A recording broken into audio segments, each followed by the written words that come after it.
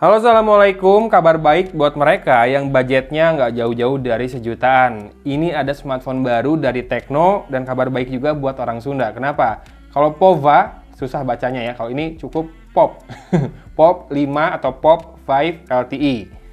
Ya, kalau ngelihat saya nggak tahu ini apakah ini adalah tagline-nya Tecno sekarang, Proud of Quality atau apa, tapi kayak cap gitu. Kayak ini ya, jadinya kayak dapat award gitu ya, padahal bukan.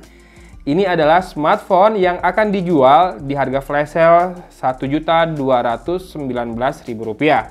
Diskonnya nggak banyak sih sebetulnya ya, cuma Rp30.000 dari harga normalnya yang Rp1.249.000. Tapi kalau ngelihat penampakannya, nampaknya lumayan kece ya, dengan kekuatan utama di baterai besar 5000 mAh dan kita lihat fingerprint scannernya ada di sisi belakang ya. Jadi biasanya di level harga segini itu ada yang nggak bisa face unlock bahkan sekalipun ya. Tapi ini punya fingerprint scanner dan saya baca juga dia punya face unlock. Ini dia Tecno POV 5 LTE. Spek lainnya bisa dibaca di bagian belakang ini. Layarnya 6,52 inci HD Plus dot notch screen ya. Masih pakai notch dengan ya fingerprint unlock 4G. Kemudian ini adalah varian RAM 2GB dengan storage 32GB. Kayaknya hanya satu varian itu ya yang dirilis di Indonesia. Kemudian kameranya 8 MP, AI rear camera with dual flash, dan kamera keduanya adalah QVGA. Kalau kamu lihat tadi, ini kayak 3, enggak. Yang ketiga ini pemanis saja, tulisan AI di situ. Kamera belakangnya 2. Kamera depannya 5 MP, fixed focus ya, dan ada flashnya juga. Dia punya GPS, Wi-Fi, Bluetooth, FM, OTG, dan ini menggunakan Android 11 atau Android 11 Go Edition. Oke, kita langsung buka buat lihat isi di dalam paket penjualannya. Tapi kita lihat dulu deh. Warnanya adalah Deep Sea Luster. Kalau nggak salah ada dua warna ya, dengan yang Ice Blue kalau nggak salah. Tapi dua-duanya kebiru-biruan. Oke, isi di dalam paket penjualannya buat level harganya cukup lengkap juga. Mungkin minus headset ya, tapi tidak masalah lah. Headset bisa beli atau sudah pada punya. Dan dapat anti gores, yang sayangnya harus dipasang sendiri. Saya soalnya susah masang anti gores dengan tipe mika plastik seperti ini biar presisi tanpa bubble ya. Apalagi ini tidak disertakan buat packaging buat pemasangannya kayak alkohol, kemudian dust removal sticker dan lain-lain ya. Kemudian oke, dapat hard case. Pinggirannya terlindungi kiri kanan kecuali tombolnya dikasih lubang tapi atas dan bawah tidak ya. Dengan di back covernya dibuat buram di sebelah kanan, di sini dibuat bening, mungkin buat tulisan Tecno-nya. Tapi kali ini tidak ada logo Manchester City. Padahal saya lihat tadi di sini masih ada logo Manchester City nih di kardusnya ya, tapi tidak dimunculkan di hardcase-nya. Oke lah, nggak masalah. Kemudian garansinya 12 plus 1 bulan ya. Ini ada leafletnya. Oh, ini adalah ininya, SIM tray ejectornya. Panjang banget. Oh enggak deh, kayaknya kalau udah lihat dengan bulatannya normal-normal aja ya ukurannya ya, segini. Kemudian ada kartu garansi tentu saja ya, dan ada pusat layanan CalCare ya, jadi service centernya ikutan CalCare. Kalau di Bandung ada di Gardu Jati, Jakarta di ITC Roximas. Oke. Kemudian ini adalah user manualnya, sepertinya tidak usah kita baca ya. Android kayaknya gitu-gitu aja. Tapi kalau ngelihat di sini nih, slot kartunya triple card slot ya, 2 nano SIM card plus 1 slot micro SD. Tapi nanti kita lihat tentu saja, dan ini adalah kabel data atau kabel chargingnya, USB Type A ke micro USB ya. Masih micro USB dengan kepala charger dengan output 5 volt 1 ampere, 5 watt saja. Oke. Nah, kita langsung ke smartphone-nya yang warna Deep Sea Luster. Birunya seperti apa? Kayaknya birunya dalam gitu ya. Deep Sea. Bukan Deep Sea ini, bukan Deep Sea apa? Tinky Winky Lala Po Deep Sea. Tapi Deep Sea, laut yang dalam. Oke, biru seperti ini. Bentar. Kayaknya ada yang salah deh. Oke.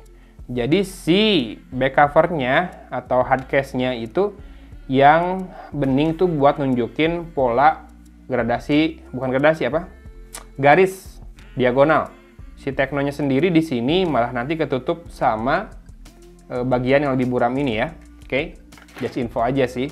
Kemudian kita lihat sisi belakangnya. Warna birunya ini ya, dalam banget emang.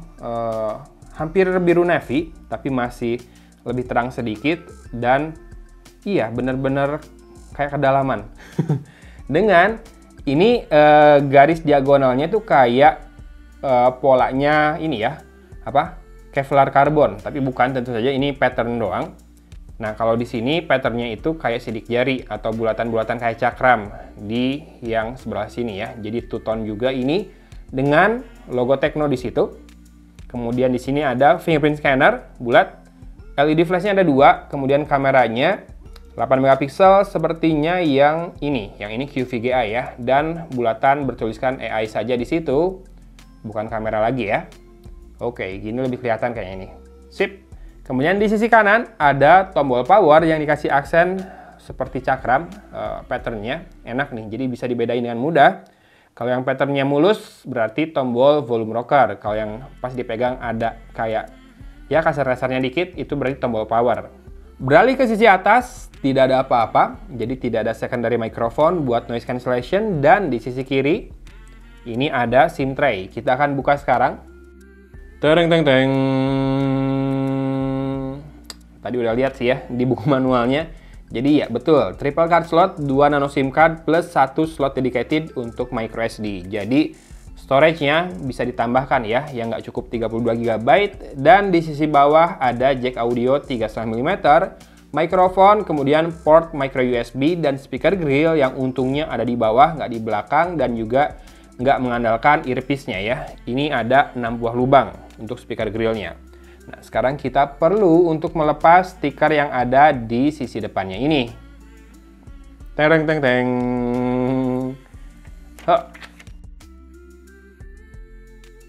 Oke, sudah saya setup untuk fingerprintnya dan kita akan tes sekarang. Gagal barusan. Kalau gagal dia getar ya. Nah, kalau nggak gagal dia nggak getar, tapi langsung kebuka layarnya. Cukup instan. Ya, instan. Dan instan. Jadi saran saya kalau mau unlock smartphone-nya dengan fingerprint, pastikan kamu rada nekan ya si jarinya. Karena tadi waktu register pun harus rada nekan baru dia terbaca ya si sidik jarinya. Sekarang untuk face unlock. Oke, tidak ada raise to wake, jadi kita harus nyalakan manual. Dan lumayan cepat ya, segitu ya. Kita ulangi lagi. 1, 2, oke, baru ngitung 2 sudah terbuka. Sekarang kita cek dulu storage-nya. Dari 32 GB, kira-kira tersisa berapa ya? Ini terpakainya 7,94 GB.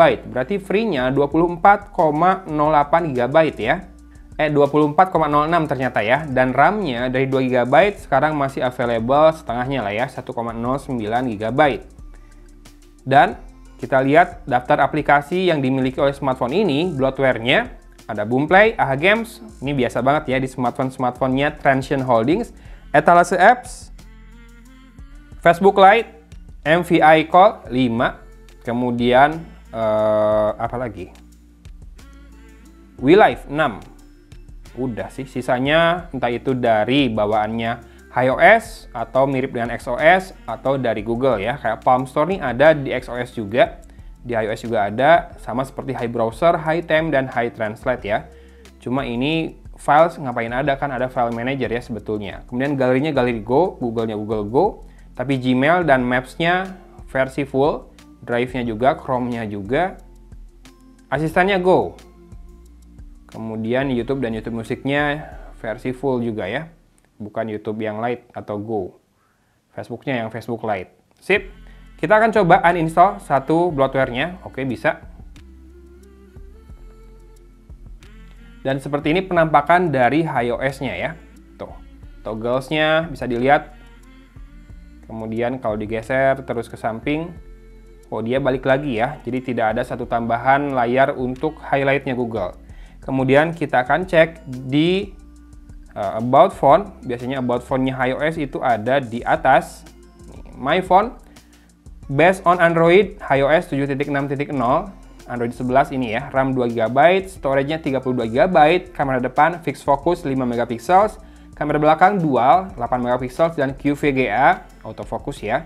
Dan CPU-nya ini menggunakan UniSoC SC9863. octa-core 1,6 GHz, jadi ya kira-kira udah kebayang ya performanya. Hampir samalah dengan smartphone 1-1,5 jutaan lainnya dengan RAM 2 GB. Tapi ini mungkin kelebihannya di biometrinya yang lengkap dan tadi cukup cepat juga ya. Serta Android 11-nya Android Go nih. Jadi harusnya ringan walaupun RAM 2 GB dan storage-nya hanya 32 GB.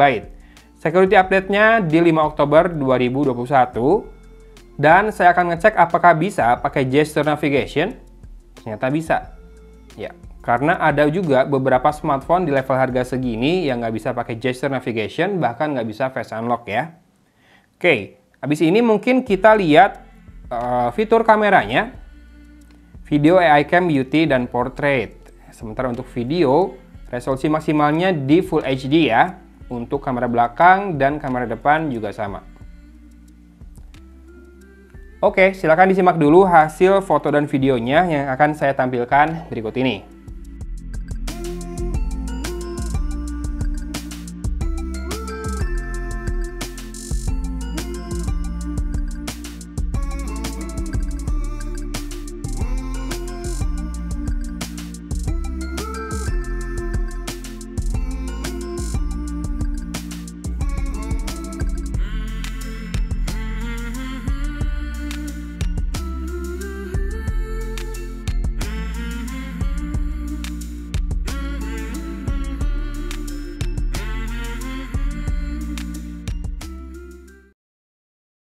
Rekaman video dengan kamera depan Tecno Pop 5 LTE ya. Silahkan disimak audionya. Ini jaraknya mulut saya ke smartphone-nya sekitar 30-40 cm. Kita coba juga sambil mati-matiin lampu ya. Nih, masih ada lampu sih, 1, 2. Yang paling besar saya akan matikan. Seperti ini kira-kira, seperti ini. Kalau di low light, silahkan disimak ininya, noise-nya. Mulai kelihatan. Dan pencahayaan ke wajah dari sebelah saja ya, masih lumayan kalau misalkan buat video call atau meeting online di dalam ruangan yang cukup gelap. Nyalakan lagi. Oke, meteringnya lumayan cepat ya. Sip. Kalau tadi foto-foto selfie sih dynamic range-nya yang rada bermasalah ya, sama dia meteringnya sama kamera depan dan belakang. Kamera belakang aja tuh meteringnya baru pas kalau kita kunci di satu titik lalu turunin dikit, baru tuh meteringnya pas. Kalau enggak dia terlalu bright, terlalu slow ya. Itu menurut pendapat saya. Tapi yang saya minta banget pendapat teman-teman adalah soal audionya. Gimana? Bagus nggak segini? Ini perekaman video dengan kamera belakangnya. Kalau teman-teman lihat tadi fotonya itu banyak yang terlalu slow ya. Itu pakai auto meteringnya. Kalau auto meteringnya di set nih kayak gini, kunci ke bawah, itu lebih pas menurut saya untuk warnanya. Gimana? Bener nggak? Ini ya, videonya juga memang bisa sih. Tapi kalau buat videografer kan capek ya. Dynamic range-nya memang rada berantakan. Namanya juga handphone 1,2 jutaan. Oke, meteringnya yang silau, yang biasa. Fokusnya, lumayan fokusnya malah. Nggak yang maju mundur banget. Kali maju dia udah dapat fokus, udah ngunci. Kalau masalah stabilisasi sih saya nggak bisa ngecek banyak. Paling kita gerakin kayak gini. Kelihatan ini nggak jelly nggak, atau patah-patah nggak, atau malah ngeblur banget. Paling kita bisa lihat kestabilan frame rate-nya aja ya di situ ya. Oke, sip. Sudah dilihat, sudah disimak gimana perekaman audionya, kemudian juga warnanya, ketajamannya, itu semua direkam di kondisi indoor di studio dengan pencahayaan yang sangat cukup ya buat bikin konten. Sekarang kita akan tes sedikit saja untuk audionya.